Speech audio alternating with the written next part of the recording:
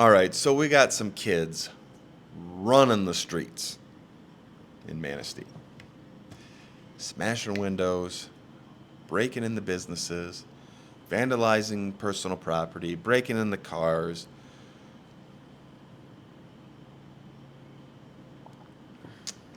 So, what are we going to do about it? Can we get our community leaders, our residents and business owners together to come up with some kind of solution? I don't know. I don't think we're going to stop all crime in Manistee, but I'm under the impression that we have some children that need some positive direction in their life. And I don't know how to go about it. I'm reading the Michigan legislature this morning, and I'm not going to bore you with like paragraph after paragraph in here of this probate code that I very easily Googled.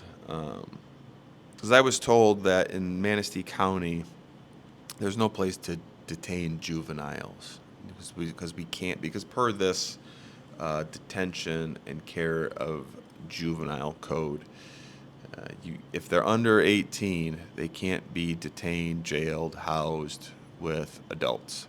And so essentially what that means is we need to have a detention facility for juveniles, and we do not. So there's no place for them to go. So, a point in case, they break into Manistee Beverage a month ago after some crack detective work. The perpetrator was found. A warrant was issued. I believe a stern talking to happened. I don't know. But I do know that there's no detention.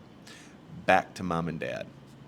And then, because they're just back out in the ether, these same individuals broke into surroundings the other night, vandalized Downtown Delights, tried to break into Manistee Beverage again.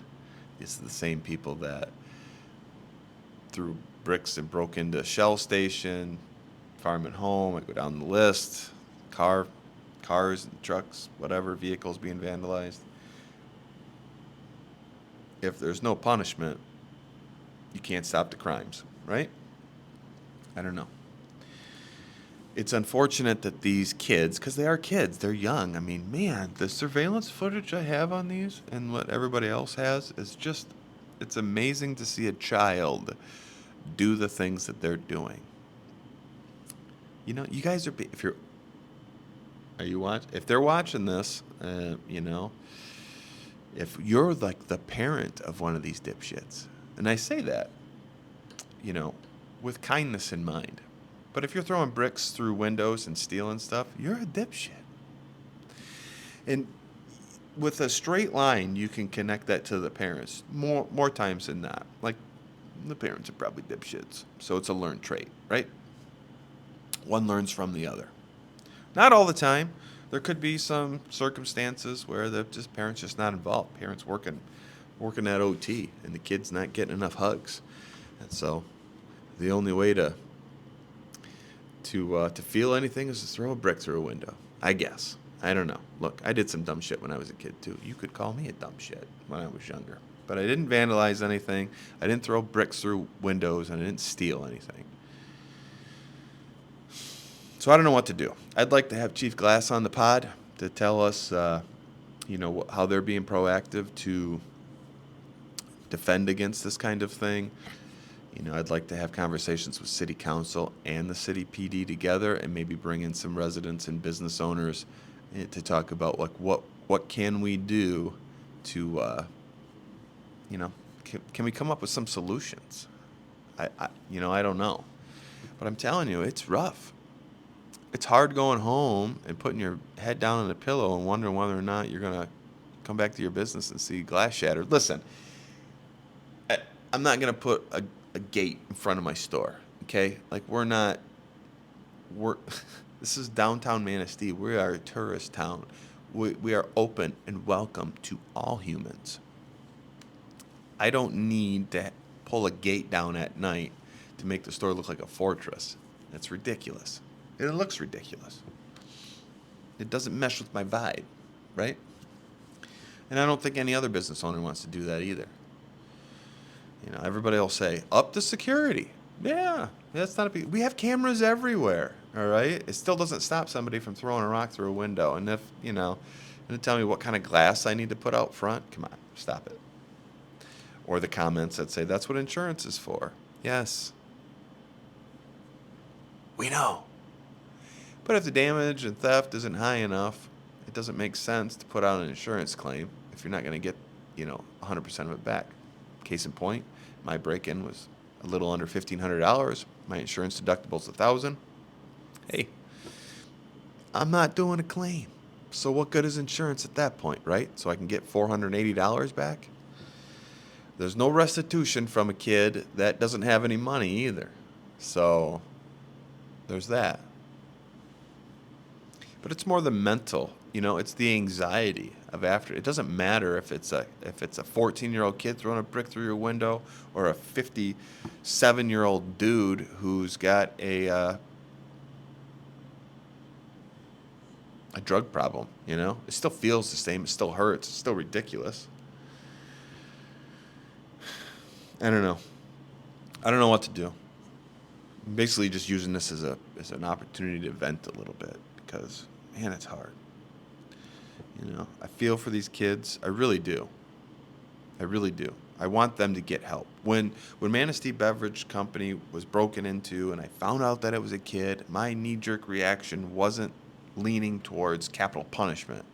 I leaned heavily towards what can we do to help this kid? Like what kind of environment is this kid living in where they think that throwing bricks through windows and stealing a bunch of booze is a smart move? I still want to help them. I really do. But my gosh, you got to stop. Like how many chances, right? Like how many chances? I don't know. My patience is running thin. It's running very thin. But like when I read this legislature, when I read this probate definition, I mean it's pretty clear that it seems like that our hands might be tied with respect to any kind of real punishment. I think these kids have learned the system. They're gaming the system, and they're not scared. So I guess I wouldn't be either if I was them. But then again, nobody wants to see this guy have a flashback. So what do? I don't know. But I'm going to start by seeing if Chief Glass will come on and talk about it. And then I'm going to push to and maybe even have a little bit of a broader conversation. So I'm going to pray for these kids that they find a way to right the wrongs, or at least just stop. So I don't know. Let me know your thoughts. Drop them in the comments. I'll do my best to answer. I'll definitely read them. And maybe we can come up with a solution together. Although I just feel like it shouldn't be up to the business owner and the residents to come up with a proper solution to this, but maybe together, and with some information, equipped with information to help us understand why they're still out there running around. It makes me think, like, are they going to school? I mean, are these kids going to school? Because if they're not going to school, where's the truancy for this? So it's like there's failures along the way. There's failures along the way. I don't know. But I am going to show love and compassion. Because so far, nobody's gotten hurt, which is... Let's just hope nobody gets hurt going forward, because these things tend to escalate. It seems like it's already escalating. I mean, just in downtown River Street, a block away from the police department, they attempted to break into my place again. They broke in to surroundings, and they vandalized Downtown Delights. Brave. Or they don't give a shit. That could be that too. Kid show, stop swearing.